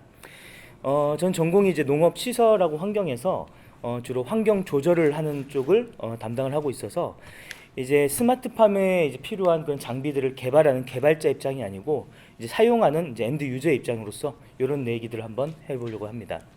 그래서 오늘 발표할 내용은 일단 스마트팜이 이제 왜 중요한지, 그리고 이제 미래의 스마트팜이 어떤 식으로 가게 될 것인지, 그리고 마지막에 전라북도에서는 그 스마트팜을 어떤 식으로 적용하면 좋을 것인가, 이런 제형까지 세 가지로 나누어서 내용을 준비하였습니다. 우선 이제 스마트팜에 대해서 이제 필요성에 대한 얘기들은 많은 부분들이 얘기가 되어 왔는데요.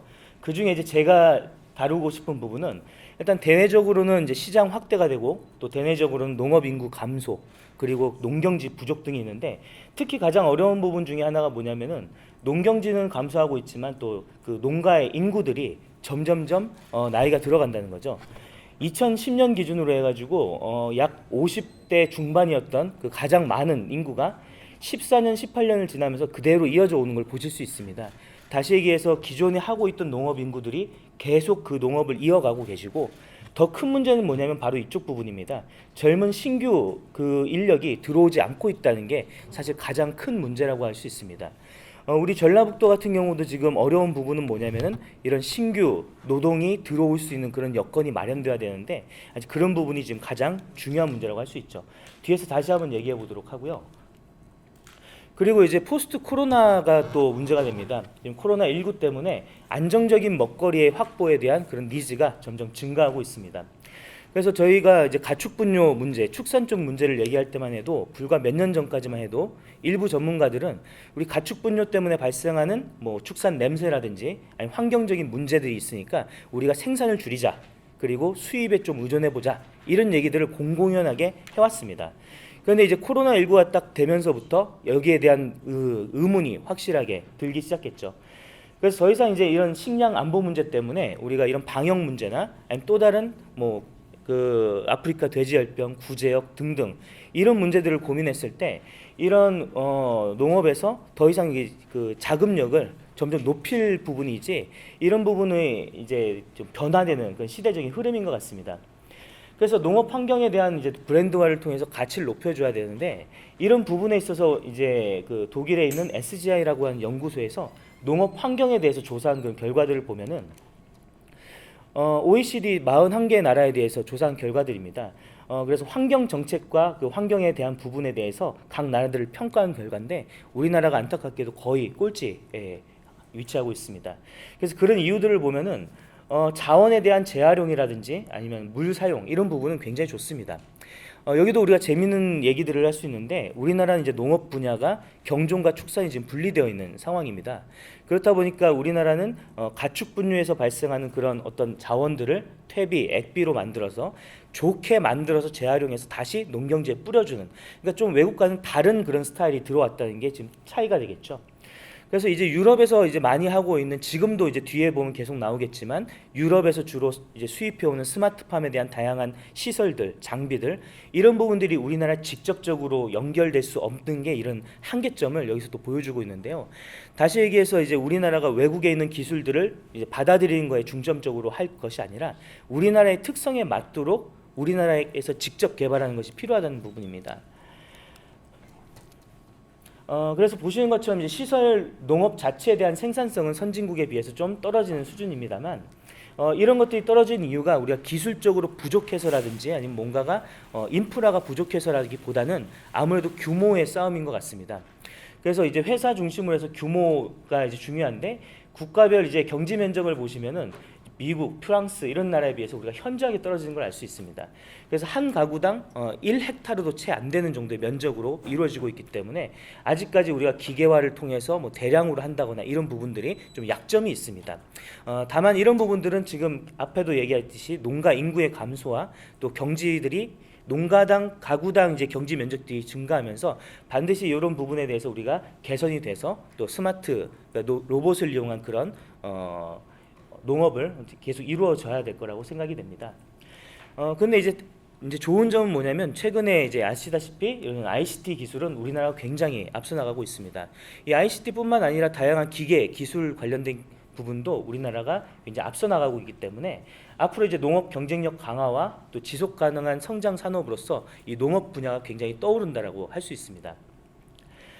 그래서 이제 선진국 쪽에서도 ICT를 활용해서 이 농업 경쟁력을 높이기 위한 그런 방법들이 계속 이루어지고 있고, 여기에 맞춰서 우리나라에서도 계속 지속적으로 ICT 관련된, 그다음 농업의 스마트팜, 또 로봇을 이용한 농업 등 이런 부분에 대해서 계속 연구가 진행되고 있습니다. 그래서 스마트팜의 정의를 잠깐 한번 돌이켜 보면은, 스마트팜은 ICT를 비닐하우스, 축사, 과수원 등에 접목해서 원격 자동으로 생육 환경을 적절하게 유지 관리한다. 이게 이제 어떻게 보면 농림부에서 얘기하는 그 스마트팜의 정의입니다.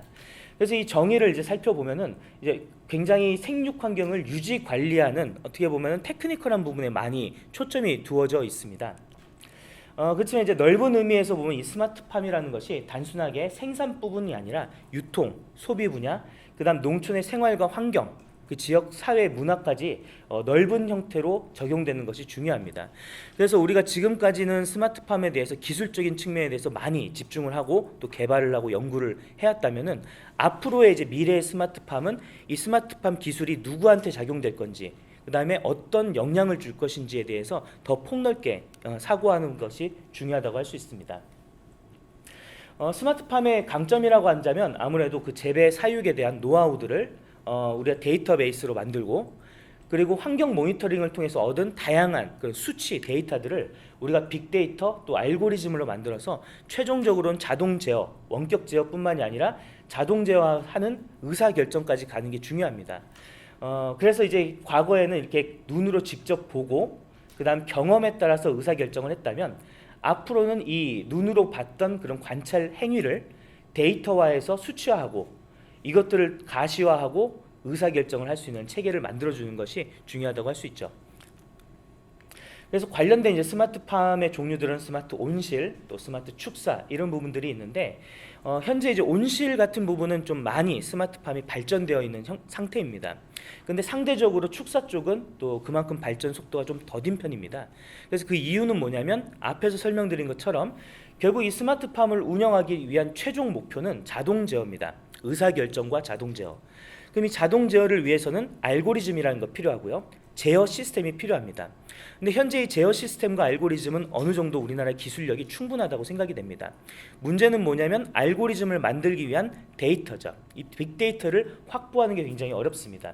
특히 온실의 경우에는 작물들이 그 제자리에 멈춰 있기 때문에, 물론 우리가 다양한 것들이 데이터를 축적하는 게 쉬운 일은 아니지만 최소한 센서를 설치하는 데는 용이한 점이 있습니다.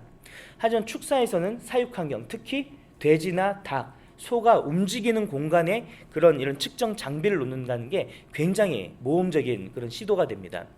예를 들면 호기심 많은 돼지한테 1m 높이 정도에만 센서를 달아도 등을 타고 넘어가서 센서를 다 물어버립니다. 그래서 이런 것들이 이제 한 가지 어려운 점이고 습성에 대한 어려움이고, 또 다른 문제는 뭐냐면 온실은 이제 온도, 습도, CO2, 광 이런 걸 이제 관리를 해야 된다면 축사에서는 이제 온도, 습도, 그다음 가스, 분진 이런 것들을 관리해야 됩니다. 그렇다 보니까 측정해야 되는 그 센서가 견딜 수 있는 내구성이 좋지 않은 환경입니다. 그래서 우리가 이런 축산 시설의 일반적인 축산 시설, 지금 그림보다 훨씬 안 좋은 시설에 우리가 암모니아 센서 또는 미세먼지 센서 아니면 뭐 황화수 센서를 놓게 되면은 불과 한 달도 안 돼서 모든 센서들이 망가져 버립니다. 그래서 이런 모니터링의 어려움들 때문에 우리가 모니터링을 한 데이터 확보가 어렵고, 데이터 확보가 안 되니까 빅데이터 알고리즘이 어렵고, 이게 이제 스마트 온실과 스마트 축사의 약간의 차이라고 볼 수 있습니다. 그렇지만 역시 스마트 축사에서도 온실과 마찬가지로 그 일하는 사람들은 점점 줄고 있기 때문에 자동화, 자동 제어, 환경 조절 이런 게 중요하기 때문에 이제부터는 앞으로 이런 모니터링 기술부터 그걸 차근차근히 다져가야 될 그런 시기라고 생각이 됩니다.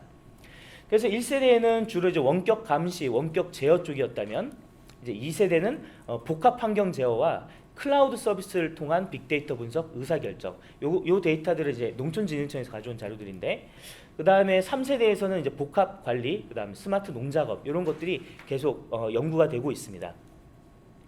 그럼 앞으로 이제 스마트팜에 대한 전망을 한번 해보자면, 과학기술 예측 조사에 보면은 8대 메가 트렌드 중에서 이 농업에 대한 중요성은 항상 나오고 있습니다.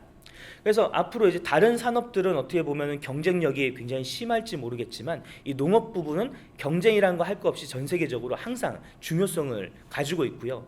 특히 이제 코로나19 이후로 그 농업에 대한 기초 기반의 중요성에 대해서는 점점 여러 번 강조해도 지나치지 않을 것 같습니다. 그리고 물 부족, 식량 부족뿐만 아니라 이상 기후 이런 것들을 우리가 적극적으로 극복하기 위해서는 노지에서 하는 부분도 좋지만 어떤 환경을 제어할 수 있는 시설에서의 중요성이 커지게 되고, 그 때문에 이제 스마트팜에 대한 니즈는 우리나라뿐만 아니라 세계적으로 계속 늘 거라고 생각이 됩니다. 그렇다 보니까 전통적인 생산 방식에서 벗어나서 첨단 정밀 농업은 앞으로도 계속 필요하겠죠.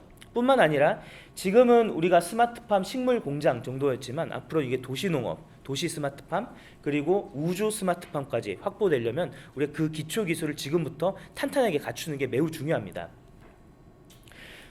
이제 2015년 유엔에서 이제 지속 가능한 개발 목표라고 해서 SDG 골을 총 17개를 제시했지만 여기도 마찬가지로 이 농업의 중요성, 기근의 해소 이런 부분에 대해서는 세계적으로 계속 중요성이 인지되고 있는 상황이고요. 그리고 농업의 이제 6차 산업으로 기존에는 이제 단순하게 생산에 치중을 했다면 앞으로 생산된 것을 가공하고 이걸 다시 판매하는 것까지 고민을 해야 됩니다. 예를 들면 이제 최근에 제가 이제 MT를 갔다 왔는데 예전에는 돼지고기를 그냥 삼겹살 정육점에서 샀죠. 근데 지금은 유튜브를 통해서 뭐 고기 굽는 남자 뭐 이런 식으로 해서 굉장히 막 큰 돼지고기를 한 번에 굽고 이런 것들을 많이 보여줍니다. 이게 일종의 바이럴 마케팅이죠. 즉 소비의 패턴이 일종의 그런 광고라든지 아니면 홍보, 유튜브 같은 채널을 통해서 어떤 식으로 소비할지의 패턴이 바뀌어가면 그에 대한 유통이나 아니면 산업 구조도 다 바뀌어 나가야 된다는 거죠. 자, 그렇다 보니까 이렇게 빠르게 전환되는 이런 시기에 우리가 중점적으로 둬야 될 건 뭐냐면 이런 빠르게 변화하는 시기에 유연하게 대응할 수 있는 사람을 길러내자. 이게 어떻게 보면은 지금 제가 얘기한 핵심이라고 생각이 됩니다. 그래서 세상은 빠르게 변화하는데 우리가 아무리 좋은 기계와 아무리 편리한 기계를 만든다 할지라도 이걸 사용하는 사람이 지금 이제 한참 아까 그 비율이 가장 높았던 60대, 70대 어르신들이라면 활용성이 당연히 떨어질 수밖에 없습니다. 그렇다면 우리가 이런 기술들을 만드는 그 포커스를 잘 잡아야 될 필요가 있는데 우리가 이제 지금의 이제 고령 노인들이 어르신들이 이제 좀 더 편안하게 할 수 있는 그런 스마트 장비를 만들자. 이것도 물론 중요합니다. 반대로 우리 젊은 인재들이 조금 더 편리하게 할 수 있도록 하는 훨씬 더 스마트한 테크놀로지. 예를 들면 지금 이제 얘기하고 있는 스마트 그 핸드폰도 될 수 있지만 VR이라든지 드론, 그다음 그 기타 조금 더 이제 익숙한 그런 장비들을 활용할 수 있다면 우리가 스마트팜이라는 어떤 매개체를 통해서 생산 환경뿐만 아니라 작업 환경도 개선이 돼서 미래의 청년 농들을 육성하고 여기에 유입할 수 있는 어떤 그 유인책이 될 수 있다고 생각이 됩니다. 그래서 스마트팜은 이제 스마트를 만약에 중심으로 가져간다면 기술 중심적입니다. 그래서 ICT, 빅데이터를 중심으로 해서 농업에 접목하자라는 컨셉이 된다면, 팜이라는 걸 조금 더 강조하게 되면 작업 환경과 생산 환경을 개선해서 우리가 첨단 기술을 활용할 수 있는 인재를 만들어내자라는 부분으로 우리가 그 포커스가 약간 차이가 있을 것 같습니다. 저는 두 번째인 팜을 중심으로 가는 것이 이제 앞으로의 스마트팜이 굉장히 중요하다라고 주장을 하고 있습니다. 그렇다 보니까 이게 보시는 것처럼 여기와 여기의 차이나 이렇습니다. 우리가 청년농들이 지금 이제 농업을 시작해서 스마트팜을 들어가려고 합니다. 가장 어려운 점이 뭐냐면 첫 번째는 이 부분입니다. 노하우가 없다는 부분이죠. 경험도 없고 노하우가 없습니다. 물론 교육은 받죠. 그리고 농업 2세대나 후계인인 경우에는 그동안 봐왔던 것들이 있지만 완전 새로 시작하는 사람들한테는 이런 부분이 굉장히 어렵습니다. 그렇다 보니까 일반적으로 현장에서는 한번 농업을 시작하면 3년에서 5년 정도는 손해볼 각오를 해라, 이런 얘기들을 하죠. 그럼 그 손해는 고스란히 저한테는 부담으로 넘어옵니다. 이런 것들을 줄여주기 위해서 그 시행착오를 최대한 적게 해주는 것이 이 빅데이터의 필요성이라고 할 수 있죠. 그리고 또 이제 두 번째로 접근이 좀 어려운 이유들은 뭐냐면 청년들이 접근하기 어려운 이유들, 특히 이제 전 대학에서 있기 때문에 학생들한테 청년 창업 관련된 이런 강의들을 하게 되면 항상 물어봅니다. 너희가 그럼 축사에서 정말 일을 할 거냐? 돼지를 키울 거냐? 아니면은 온실에서 딸기를 재배할 거냐라고 물어봤을 때 굉장히 주저합니다. 심지어는 우리가 어디 이제 다른 데 직업을 구해서 연봉을 한 3천을 받는다. 돼지를 키워서 연봉을 5천을 줄게. 그래도 안 갑니다. 이유는 뭐냐면 인식이 이렇기 때문이죠. 더럽다, 위험하다, 어렵다. 인식들을 우리가 바꿔줄 필요가 있습니다. 이 인식을 바꿔주는데 가장 중요한 것 중에 하나가 물론 깨끗하고 안전하고 이런 것도 중요하지만 그네들이 익숙한 기술을 가지고 우리가 보기 좋게 보여주는 어떤 팬시한 농업이 돼야 된다는 거죠. 그래서 그런 면에서 이런 시뮬레이션 기술들 아니면은 스마트폰을 이용한 기술들, 이런 기술들이 유인책으로서 굉장히 매혹적으로 다가올 수 있다는 것이죠. 그래서 이런 인재 육성 때문에 스마트팜 관련된 교육 자료들이 우리 또 스마트팜 혁신밸리 등을 통해서 계속적으로 이제 나오고 있습니다. 이 사업들이. 기술적인 면에서 봤을 때는 앞에서도 말씀드렸지만 선진국하고 우리나라하고 일부 이제 차이는 있지만 기술적으로 크게 우리가 떨어지지 않는다고 생각을 합니다. 다만 부족한 점이 있다면은 그동안 축적된 데이터가 없다는 부분이죠. 이 부분이 가장 아쉬운 부분이고, 가장 또 긍정적인 부분은 ICT 부분이 우리나라가 가장 앞서 있습니다. 외국에 비해서 훨씬 앞서 있다는 부분이죠. 결국 지금까지는 우리가 과거에 아주 좀 예를 들어서 좀 무식하게 만든 데이터들, 수십 년, 백 년 동안 만들어놓은 데이터가 우리는 없지만 앞으로는 그거보다 훨씬 더 많은 데이터를 훨씬 빠른 시간에 축적할 수 있기 때문에 이런 것들은 금방 따라올 수 있을 거라고 생각이 됩니다. 그럼 이제 마지막 챕터에서는 이제 전라북도의 스마트팜 발전 전략에 대해서 말씀을 드리려고 하는데요. 우선 사례들을 쭉 그림으로 한번 보여드리려고 합니다. 우선 스마트 온실 적용 사례들인데요. 이제 뭐 담양에서도 자료들은 대부분 농식품부와 이제 농촌진흥청에서 가져온 자료들이고요. 그래서 이 ICT 융합 효과들을 보면 도입 전후에 대한 효과들이 있는데 주로 생산량 증가도 있지만 노동 시간 감소의 효과가 굉장히 큰 것으로 제시가 되고 있습니다. 그리고 보시는 것처럼 이런 환경 제어 시스템과 이런 것들을 사용함으로써 생산성을 상승시키는 그런 사례들이 있는데, 여기에서 이제 제가 좀 초점을 두고 이 인터뷰 내용들에서 초점을 둔 부분은 환경 제어 시스템을 국산화해 주는 게 중요하다라는 부분입니다. 왜냐하면 이분들이 현재 환경 제어 시스템을 외산을 많이 쓰고 있는데 문제는 이렇게 되죠. 외국산을 사용하게 되면 조금 더 안정적인 시스템에 약간 더 오래 갈 수 있지만 문제는 한번 고장 났을 때 이걸 수리를 기다리는 시간이 굉장히 대기 시간이 길어집니다. 즉 사후 관리가 어렵죠. 그런 부분들에 대해서 니즈가 있고요. 그리고 이제 다른 지역도 마찬가지입니다. 여기 이제 토마토 농장인데 보시는 것처럼 도입 후에 생산성이 확실히 상승이 됐습니다. 또 이제 농식품부의 이런 지원 사업들을 통해서 자기 부담도 상당히 적게 이렇게 지원을 해서 들어가고 있죠. 하지만 여기도 이제 마찬가지로 데이터를 기반으로 생육 환경을 조절할 수는 있지만 역시나 여기서 더 초점을 두는 거는 개인의 노력. 그래서 자기가 직접 더 많이 움직임으로써 움직이는데 과거처럼 이렇게 하는 것보다 이런 장비들을 훨씬 빨리 도입을 해서 그래서 그 효과를 좀 극대화하는 그런 사례들이 됩니다. 그리고 여기는 이제 또 다른 농가인데요. 이제 파프리카 농가인데 마찬가지로 생산성을 향상시킬 수 있었는데 여기도 마찬가지로 이런 스마트 장비나 스마트 기술들을 단순하게 생산 쪽에만 활용하는 것이 아니라 리스크 관리, 그다음 생산성 향상 이런 부분에 조금 더 적용하는 사례들이죠. 그래서 아직까지는 이제 스마트팜들이 적용이 하나둘씩 이제 진행이 되고 있지만 완벽하게 자동 제어는 아니고 다만 이런 농민들이 조금 편리하게 일할 수 있는데 도움이 되는 그런 부분은 효과가 확실히 있는 것을 알 수 있습니다. 축산 쪽도 마찬가지인데요. 이제 축산 쪽에서는 앞에서 말씀드린 것보다는 조금 더 어렵습니다. 스마트팜 장비 도입 여건이 좀 어려운데 첫 번째 이제 사례들을 보시면 이제 돼지 농가입니다. 여기도 이제 어떤 것들을 지원하고 어떤 것들을 적용했냐면 뭐 음수 관리라든지 환경 조절 이런 시스템들을 도입하는데 대부분 이제 외산을 도입합니다. 특히 이쪽은 그 스마트 온실에 비해서 축산 쪽은 이제 국내 업체가 더 부족한 실정이고요. 그렇다 보니까 외국산 장비를 사다 보니까 가장 어려워하는 부분이 뭐냐면 사후 관리입니다. 특히 축산, 물론 온실도 마찬가지지만 축사에서 하루만 환기 시스템이 꺼지면 그 다음날 거의 다 폐사돼 버립니다. 그렇다 보니까 이분들이 가장 걱정하는 게 뭐냐면은 예를 들어 동절기나 한겨울에 갑자기 어떤 환기 조절 시스템이 망가지면 어떻게 되느냐, 이게 현장에서 가장 크게 주장하는 그 어려움들이죠. 그런데 이제 외국산 장비를 우리가 사용하게 되면 고장이 났을 때 수리의 기술자를 불러서 해야 되는 그 시간이, 대기 시간이 길어집니다. 근데 국산은 아직까지는 고장률이 상대적으로 높습니다. 그래서 여기서 얘기하는 게 결국은 기다리는 시간은 똑같더라. 그래서 우리 국산의 그 장비들이 고장률을 높이고 내구성이 향상돼서 조금만 더 발전되면은 외국보다 우리나라 제품을 먼저 쓸 거다. 사후 관리 측면에서 이런 얘기들을 하고 있습니다. 다른 이제 농가도 마찬가지입니다. 여기도 이 정보통신 기술을 이용하는데 이 농가에서는 주로 어디 쓰냐면 인력 관리, 그래서 작업 부분에 이런 부분을 많이 씁니다. 환기도 물론 하지만 그래서 여기도 이제 보시면 젊은 이제 그 농민이 이런 기술들을 빠르게 습득해서 빠르게 적용하고 익숙하게 사용을 하게 됨으로써 거기에 대한 생산성들을 향상시킬 수 있었죠. 그리고 여기도 이제 외부 온기를 막고 지열까지 활용하는 이런 것들을 함께 고민해서 작용을 하고 있습니다.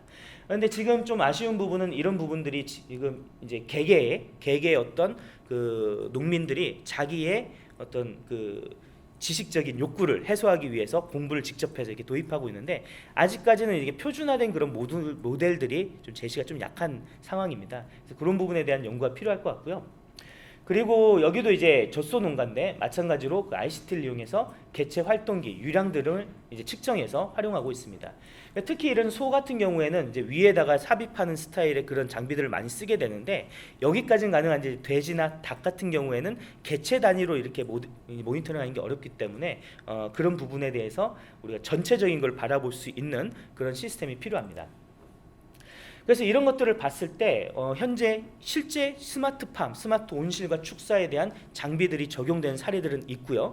그리고 특히나 우리 전라북도는 농업과 스마트팜의 중심 역할을 해야만 되는 그 위치에 있습니다. 그 농업과 그 축산, 그다음 경종이 굉장히 밀집되어 있을 뿐만 아니라 관련된 다양한 기관들의 인프라가 굉장히 좋기 때문에 여기에서 어떤 농업에 대한 새로운 실마리를 찾지 못하면 우리나라에서는 찾지 못할 거라고 생각이 됩니다. 특히 이 농업 부분에 대한 그 세계 시장의 성장세나 이런 걸 봤을 때 반드시 이런 부분들이 어떤 전라북도에서 주도적으로 이것들을 가지고 가야지만 된다고 생각이 되고요. 그런 면에서 우리가 기술 중심으로 이런 것들을 개발하는 것도 중요합니다. 이미 많이 하고 있고요. 하지만 앞으로의 이 발전을 위해서는 사람 중심의 스마트팜을 만드는 게 더 중요합니다. 그렇다 보니까 어떻게 하면 이 인재들을 양성할 수 있을까? 이런 부분에 대한 고민이 필요하고요. 그렇다 보니 이제 최종 보시면은 이제 우수한 인력풀들, 우리가 연구할 수 있는 그런 그 대학교, 그다음 뭐 한농대도 있고요. 그다음에 또 주변에 이런 지역 인프라들이 많기 때문에 이것들을 적극적으로 활용해서, 그리고 농업에 대한 현안 과제에 대한 솔루션을 해결하는 그런 플랫폼이 구축될 필요가 있습니다. 그래서 어떤 부분이냐면 우리가 어마어마하게 뭐 팬시하고 어마어마하게 좋은 시스템도 중요하지만 우선 지금 필요한 거는 당장 농민들의 어려움을 하나하나 풀어주는 과정들이 필요하죠.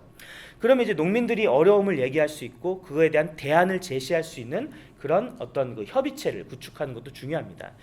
그래서 이제 이런 것들을 좀 요약해서 이제 농업 현장의 니즈를 바탕으로 해서 청년 농들에 대한 인큐베이팅을 하고 전문가 솔루션을 컨설팅해주고 또 농가의 교육을 할 수 있는 그 나이스한 현안 문제 해결 방안들 이런 것들을 만드는 게 중요하죠.